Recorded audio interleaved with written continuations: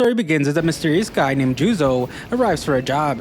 He is told that there will only be one person on guard, so this should be easy for him. Juzo is really confident in his abilities, so he tells his associate to prepare the disposal unit. When he arrives, he immediately knocks out one of the cameras. He enters a room where a deal is going down, and some thugs wonder who he is. Juzo simply ignores them, and he only wonders if they have a lighter to light a cigarette.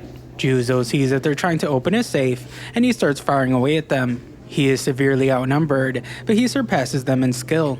He makes his way through the darkness and takes out each thug one by one. One guy remains, and he tries to get away with the suitcase. He curses his bad luck because the old guy is a hitman who will eliminate anyone if the money is right. Juzo appears out of nowhere because he doesn't appreciate hearing these rumors about him. He doesn't just eliminate anyone, and he makes it a rule to only end the lives of those he calls irredeemables. The thug begs for his life, but he's just buying himself some time. He tries to shoot back, but Juzo's already gone. He ends up being behind the thug, and he punches him into another room. Afterward, Juzo's associate named Kotatsu says that he did a great job. There were 25 thugs, and he destroyed them all. Juzo is upset though, because Kotatsu said that there would only be one guard. Kotatsu points out that it didn't matter in the end because Juzo's a legendary hitman. Juzo doesn't appreciate that, and he tells Kotatsu to never call him that again. Kotatsu manages to open the briefcase to reveal that there's a wasp nest inside.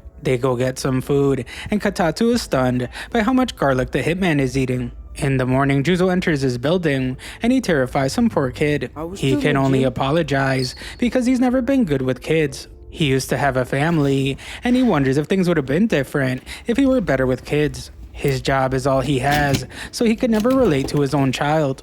Just then, Kotatsu arrives because he needs to use Juzo's bathroom.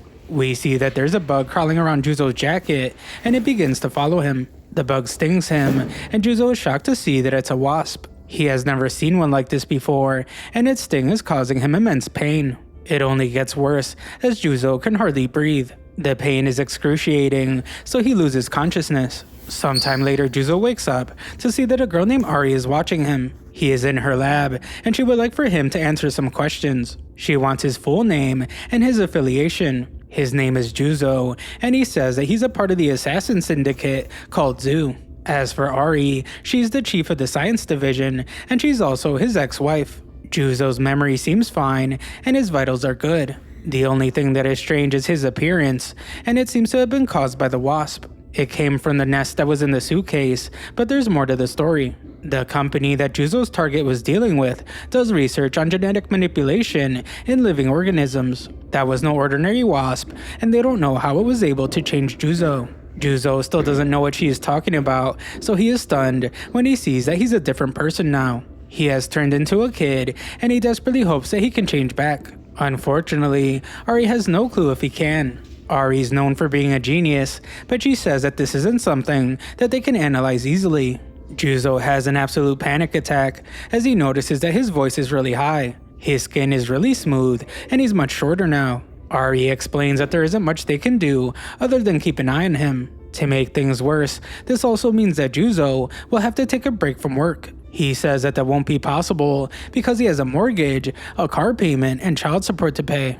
Just then, Juzo receives a call from his boss. His boss can't believe that this high-pitched voice belongs to Juzo, so Juzo has to confirm it to him. Juzo knows that things are weird now, but he assures his boss that he can still do his job. The boss is actually happy to hear this because he has a perfect job for him.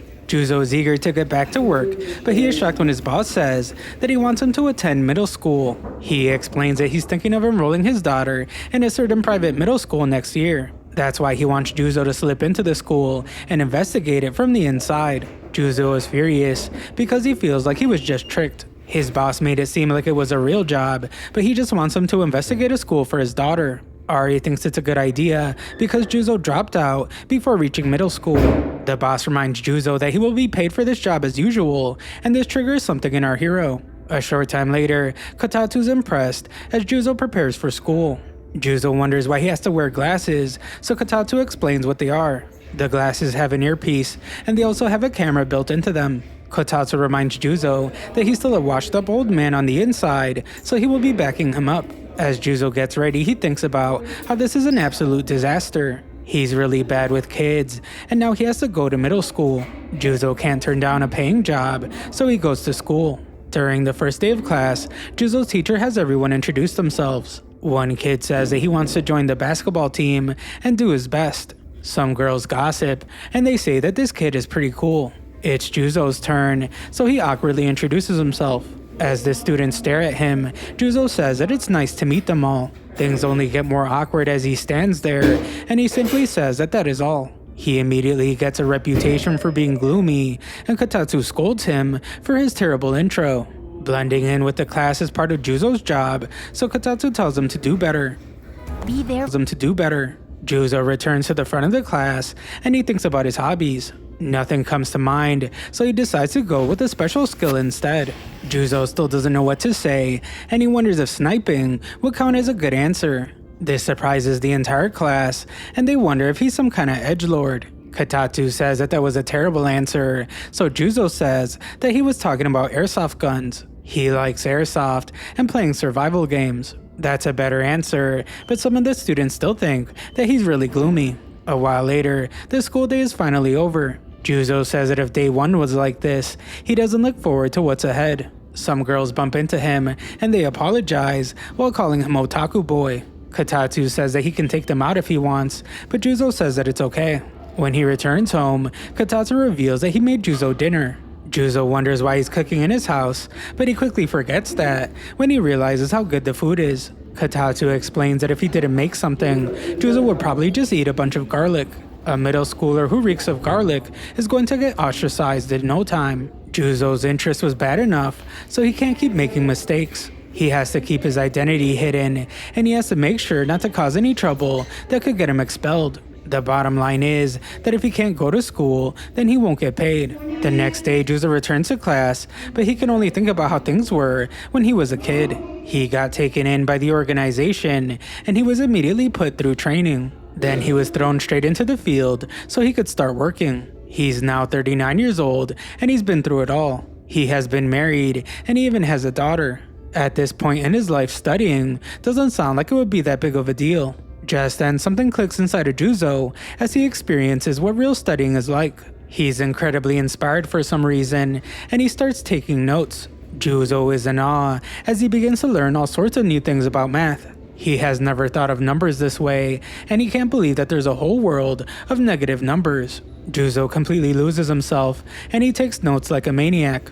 The class eventually comes to an end, and Juzo finds himself in tears. He never got to experience this when he was younger, and he only now realizes that studying is fun. Math, science, social studies, and even language arts, Juzo loves it all. Learning things he never knew before, and understanding them on a deeper level.